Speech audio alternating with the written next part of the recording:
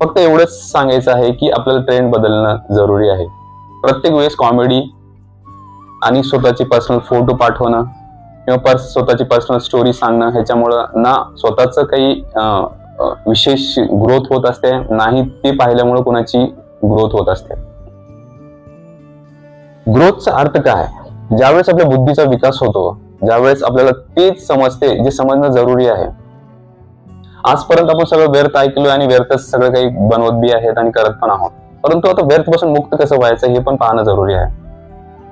आता परत प्रश्न येतो की बाबा तुझं काय ऐकू, तू कोण मोठा गेला? नाही, मजा ऐकण्याबद्दल मजा ऐकावं याची काही असं विशेष सांगायचा अर्थ नाहीये.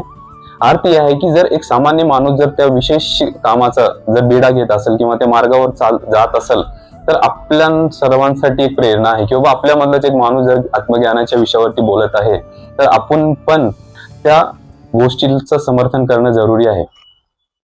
आपल्यामधलाच एक साधारण व्यक्ती जर ह्या मोठ्या विषयावरती बोलत आहे तर याचा अर्थ आहे की आपण पण हे काम करू शकतो आणि हे काम केलंच पाहिजे हे आपल्याला पण माहिती होणं जरुरी आहे.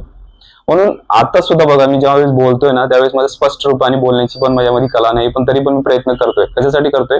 कारण मला माहिती आहे की ही छोटीशी गोष्ट आहे, बोलणं काही मोठी गोष्ट नाही. ज्यावेळेस मी जास्त जास्त बोलत जाईल सहजपणे मी तुम्हाला असं पण बोलू शकतो एकदम फ्लुएंट मध्ये. आणि दुसरी गोष्ट ही आहे की मी जास्त एडिट पण करत नाही, कारण मला जास्त एडिट पण येत नाही. जसं बोलतोय तसंच मी तुमच्यामध्ये टाकतोय, नाही काही स्टाईल मध्ये इकडे झुप काय करतोय ज्याच्यामुळे तुमचं एंटरटेनमेंट व्हावा. जे सहज आहे, जे सत्य आहे, जे स्पष्ट आहे तेच मी तुमच्या समोर ठेवतोय.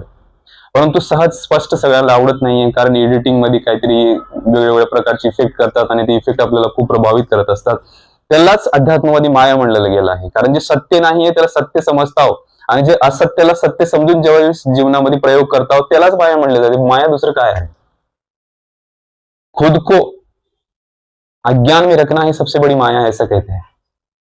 अज्ञान रूपी जीवन ही सबसे बड़ी माया है, बाकी क्या है? जब हम खुद को जानते हैं, जब हम सत्य को जानते हैं तो सारी पर्दे अपने आप हट जाती है, किंतु हम यह पता नहीं है.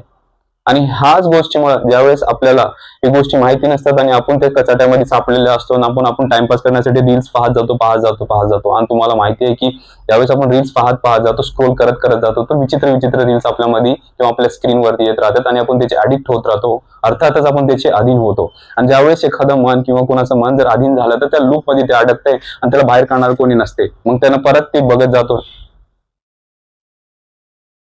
आणि आपण अशा एक लूप मध्ये अडकतोय. त्या लूप मधून बाहेर येणं अवघड होत राहते. त्यालाच माया म्हणलेलं आहे. माया काय दुसरी काय कुठं बाहेरून येणारी व्यक्ती नाहीये. माया ही मधून येणारीच एक प्रोसेस आहे. अज्ञान हेच माया आहे.